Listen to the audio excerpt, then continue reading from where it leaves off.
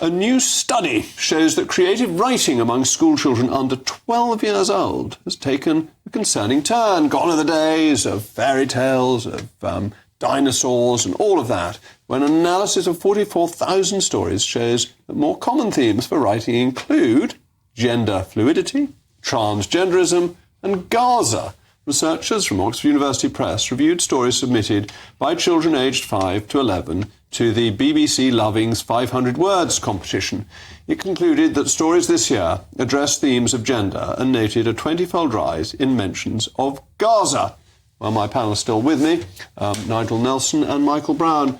Michael, is this indoctrination going on in schools? Well, it's certainly very unhealthy. I mean, a child between 5 and 11 really does need to be protected as much as possible from the horrors of the real world. I know eventually, it catches up with you only too well.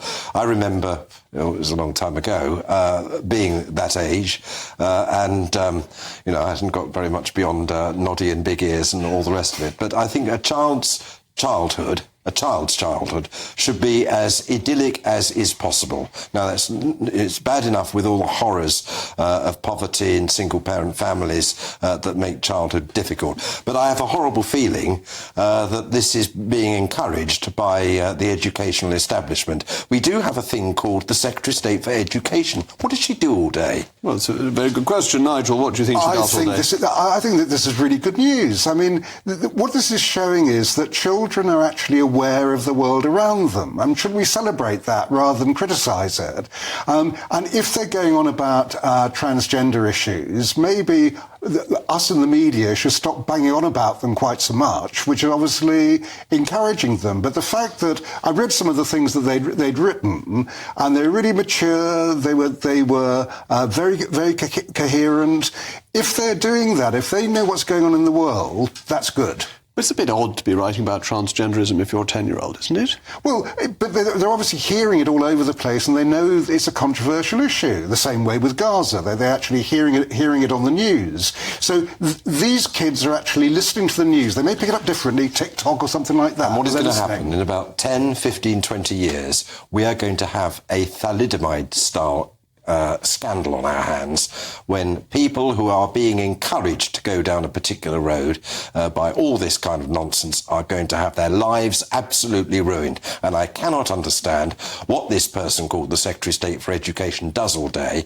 I thought that the government ran the education department and set the ground rules for... But does it? With academies, don't schools have considerable independence as to what they teach? I still think that guidelines, and there should be more than guidelines, education secretaries have it within their power to set certain guidelines. We all know what is going on. We all know what's going on in schools. We all know what the establishment... But Michael, couldn't a left-wing government use that too and set guidelines that you and I thought were disagreeable and Nigel was in favour of? That this is quite dangerous to have too tight guidelines. I think that in about 10 or 15 years' time, as I say, the courts are going to be stuffed full of people in their teens and 20s who've been egged on and pushed down this particular path suddenly realise when it's too late that their lives have been absolutely ruined. Well, sticking to education, a headmaster in Doncaster may have taken things a little too far in an attempt to crack down on truancy after he claimed staff were checking pupils' homes to determine if their absences were legitimate, specifically their bins, their dustbins. Logic follows that if the bins hadn't been put out at students' homes, it could suggest that they were secretly on holiday instead of being ill. While the headmaster, David Scales, has claimed the checks were done out of concern, some have called it invasive snooping tactics. Well, back to my panel. Michael, when you were an MP, would you have wanted schools going around checking people's bins? Well, I am now. OK, I've been a bit hard on the educational establishment. I am in favour of children going to school, even if they're nearly half dead. I won only one prize ever at my secondary school. I won the attendance prize. My parents would never allow me to stay at home unless I was nearly dead. Fortunately, I'd had all my childhood illnesses of measles and all the rest of it when I was at primary school.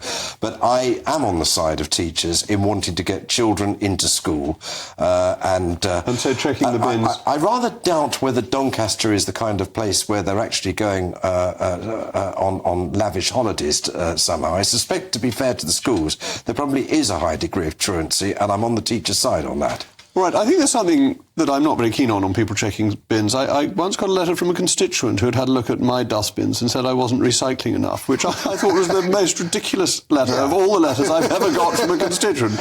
Well, I mean, the idea of actually sending teachers out to mount surveillance operations on parents, it sounds to me that is a dubious legality for a start.